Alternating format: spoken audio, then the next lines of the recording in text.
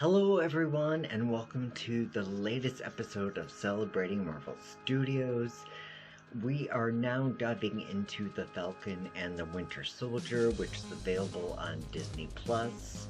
And after the ride that WandaVision was, I've been really excited about this to see how it can compare as far as like quality and intensity and good storytelling. I know it's going to be a totally different story, but here we go. So as far as how we last saw the Falcon and the Winter Soldier, the Falcon was given Captain America's shield by a very old Captain America as a way of passing on the mantle. And then Bucky, who's been spending time in Wakanda, got himself a new arm and was named the White Wolf. And that's pretty much where everything kind of left off for the most part, maybe skipping a few details here and there. So at the beginning of this episode, we see Sam getting ready for some sort of business thing, and he's got Captain America's shield kind of packed up in a case, and he's on his way. Then he is briefed on a mission about an organization called LAF, L-A-F, to which he needs to basically infiltrate and, get rid of. And it happens to be led by Batroc, the Leaper, that was featured in Captain America the Winter Soldier, I believe. I think I'm correct on that. So it was kind of cool to see like a recurring villain in there, or minor villain at that, but the fight sequence is amazing, like totally like out of something a big budget movie would be, and then some. Loved that, and by the end there is a victory, but a small defeat. Batroc actually lives, so it's going to make us question whether we see him again.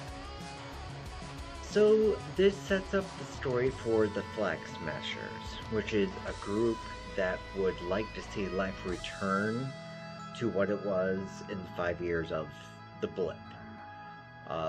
Apparently there was like no government, no boundaries, it was just one world, and that's where they want things to still remain. However, after the blip, when everybody came back, things kind of resumed on a natural level, and they want to fight to get back what they loved. So then we're at the Smithsonian, where they're having a big showcase of Captain America, and his sacrifices, his journey, his fights, his battles, and everything celebrating Captain America. So Sam decides to make a speech at this presentation, since he has technically taken on the mantle of Captain America, but then he decides to donate Captain America's shield to the Smithsonian.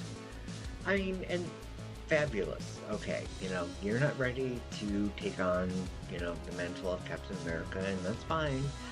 You gotta have it in your heart. It's no big deal. And all of a sudden, Rhodey is there. It's like, yay, Rhodey! And he kind of walks Sam through the exhibit of Captain America, and to try to just really instill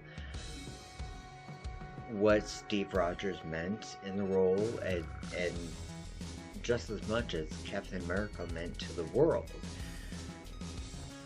So I still don't feel that it was up to Sam's liking, and he's stuck by his decision, and he's just going to be where he's comfortable as Falcon, and that's where he shines, and that's where he wants to be. Then we cut to a past scene where Bucky is still under the influence of Hydra, and he's on a mission to, assassinate various persons and all that glory goodness, or not glory, gory goodness. And so he makes his final assassination, and he realizes that there's a witness down the hall trying to get into his hotel door. Well, obviously, there can't be any witnesses, so Bucky kills him. We cut to the present day of Bucky's life, and he is haunted by, obviously, many visions of his mercenary life. And the one last mentioned actually happened to wake him up. So he's been going to therapy, and he's been finding ways to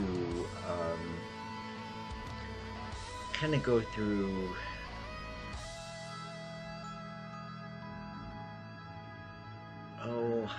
how do I really want to put this?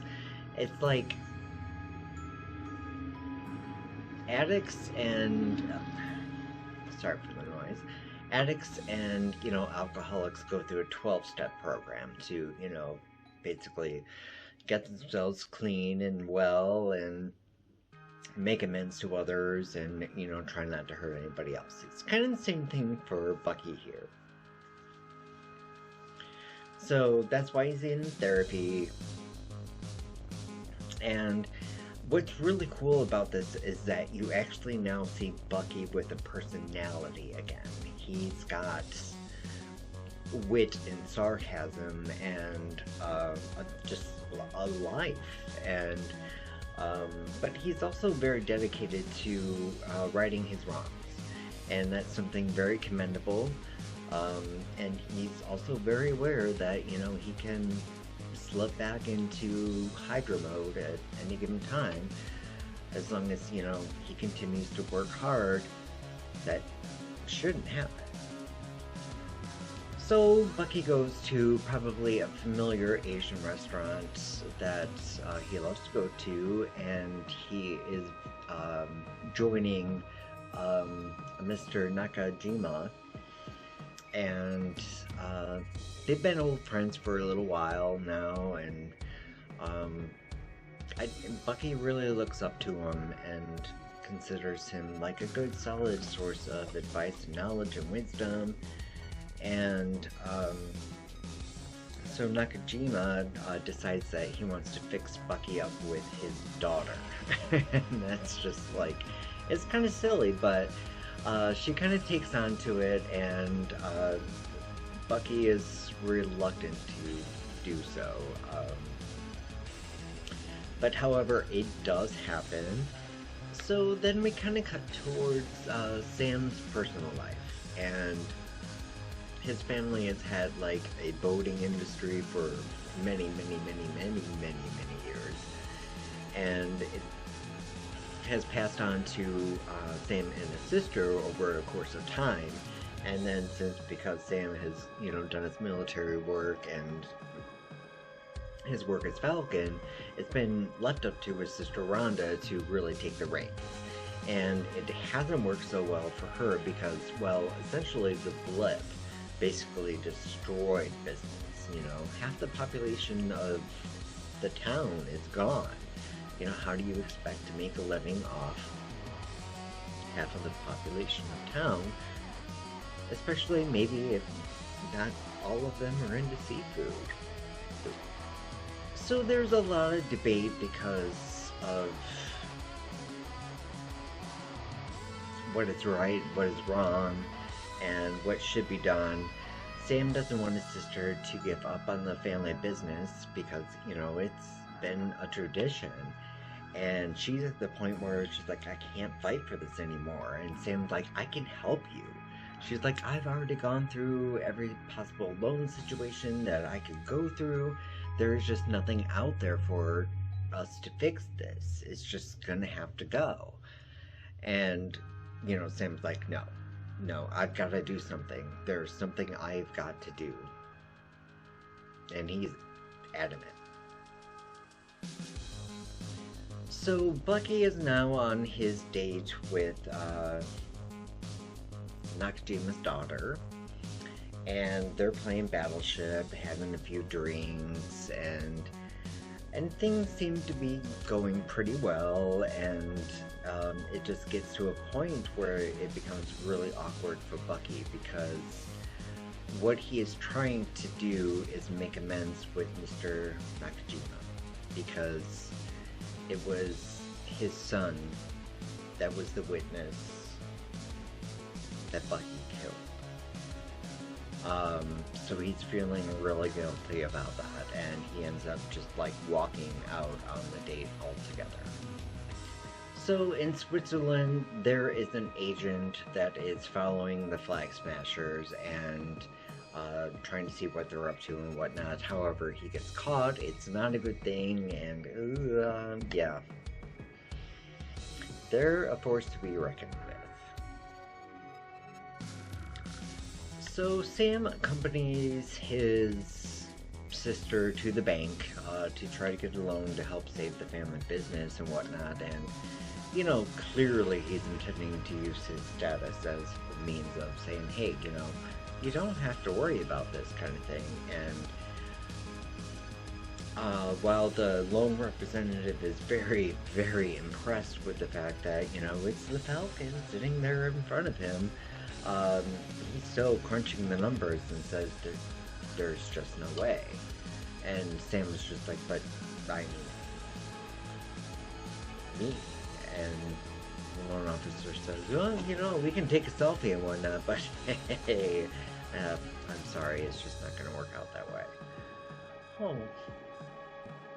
And then to top everything off, on the television, all over the television, probably social media and whatnot, there is a new Captain America that is introduced into the world with Captain America's original shield that Sam gave to the Smithsonian.